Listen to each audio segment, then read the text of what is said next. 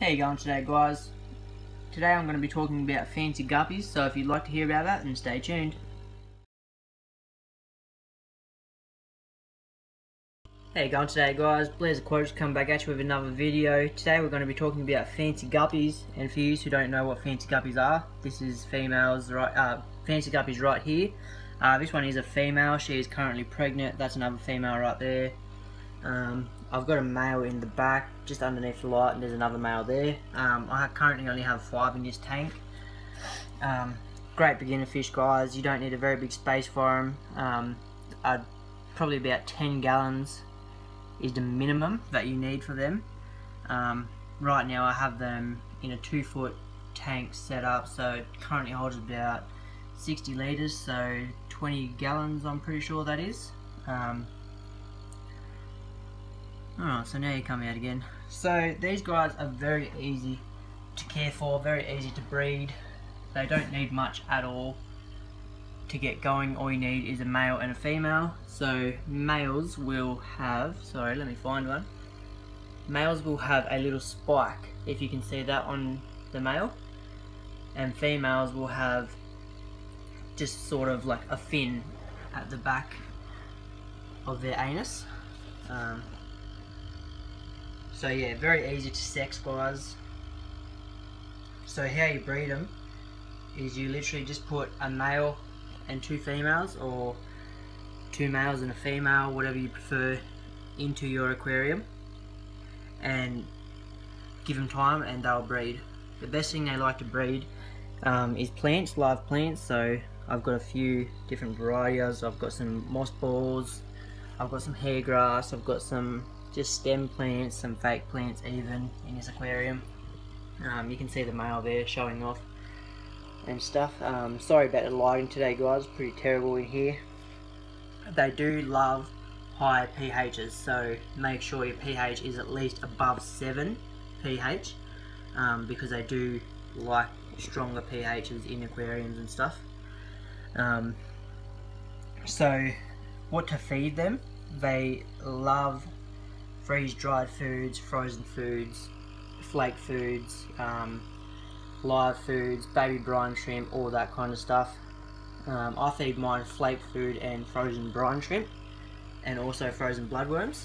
So they absolutely love that, go wild over it. They've grown pretty rapidly since I've had them, so they do only grow to about 2 inches, so about 5 centimeters long. Not overly big. Like I said, you don't need a massive aquarium for them unless you want to keep thousands and thousands of them, but they are a great beginner fish to start with. They are live bearers, so they do have live young. So the female, so she's a female right there, she's pregnant and pretty hard to spot, but if you can see the black spot on the back of her abdomen, that's called the gravid spot. That means she's full of babies, and she should nearly be ready to give birth. You can see her back is a little bit bent there and stuff. So they have anywhere up to 4 to 60 live young, and my prediction, she'll go over into this hair moss, give birth, and they'll stay there until they're at least half an inch, you know, nearly 3/4 of an inch, so that the females and males won't eat them. They will eat their own babies if they have the chance to, if they can find them and stuff, so it is best to have a breeder's box for them. So they do like a water hardness of 10 to 20 DH, so keep them pretty in between those two. They are a tropical fish. They like to sit at anywhere from 22 to 29 degrees in my opinion. Even lower temperatures down to, you know, 18, 19 degrees Celsius. Currently winter here, so you can see I've actually got a 100-watt heater right there, and I've also got a 25-watt heater there as well. They're both working overtime right now and stuff, but in summertime I'll completely turn them off because you don't need a heater in summertime here. It gets pretty hot. So yeah, like I said, if you want to breed them, all you need to do is just put 2 females and a male in an aquarium, preferably some live plants, even fake plants.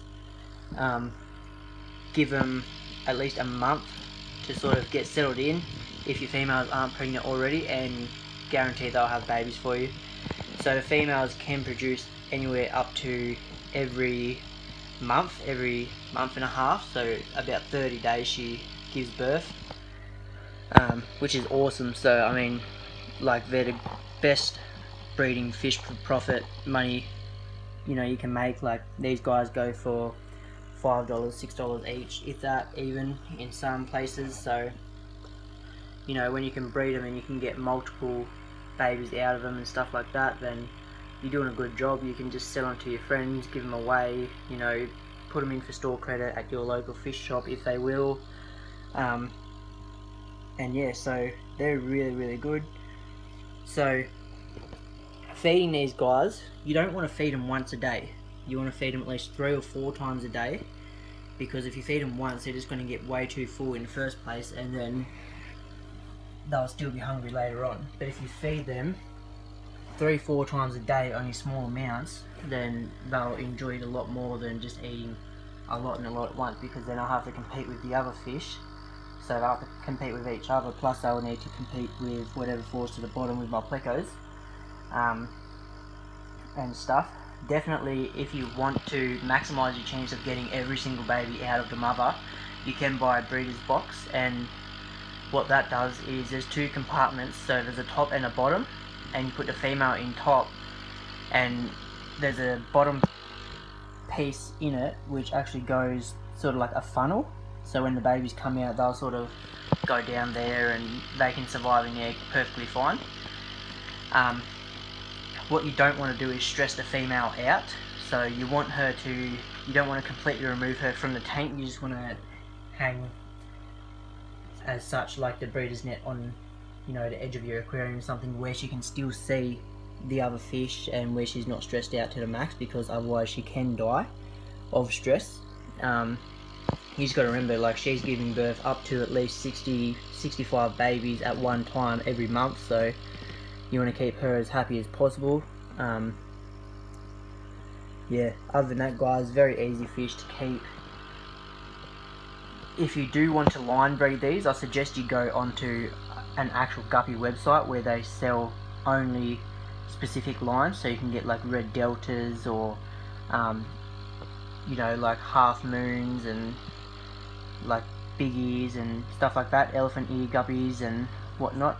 You can just get platinum whites, you can get full-on blacks, you can get pandas, you can get any colour you want with guppies. They just come in a huge variety of colours. Other than that, guys, they're just very great fish, very personal, like a great personality, sorry. They are just great. Like, I can't get over them. I never thought I was going to ever keep guppies, but then I started watching a few videos online and stuff, and I thought, why not? Let's get these fish and give them a go. And I can't fault them. I absolutely love them now. They've been in my aquarium for probably just less than a month, and I've already fallen in love with them. Like, they've got heaps of personality. Like, they know when you're going to feed them every single day. They're great. They're like the puppy dogs of the fish world. So, sorry guys, if you're wondering, I do have plecos in here. Like, this is my complete setup, which you have seen in previous videos before. I do have my L144 plecos in here. They are bottom dwellers, but the good thing about guppies, they're mainly middle and top dwellers as well, so you sort of have that full range as well. Plus I have snails, like just pond snails and ram's horn snails in here as well. They sort of keep the glass clean and they breed rapidly. You can see actually how many eggs are on just a couple of the leaves, and they are everywhere. You can see them even on the side of the glass of the aquarium, if I can sort of get onto it there. But yeah, they will pick off some of the baby snails if they get too hungry. These guys, guppies, will eat algae as well, so if they do get hungry too much and you don't feed them enough, then they will eat some algae in your tank. Like, they're not going to be the best algae cleaner in the world, but they will do some parts for you. And that,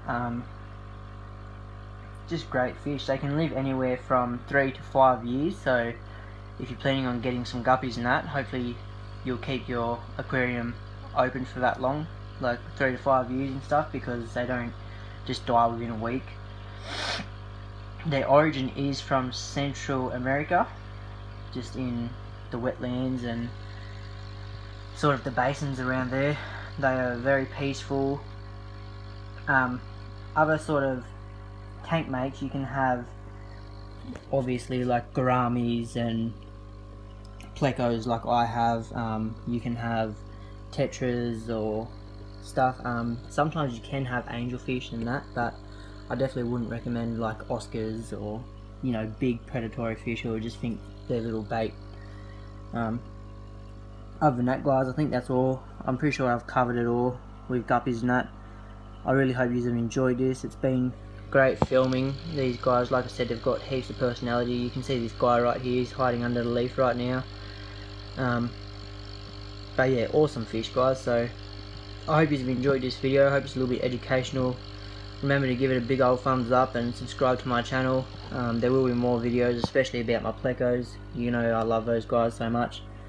So yeah, thanks guys.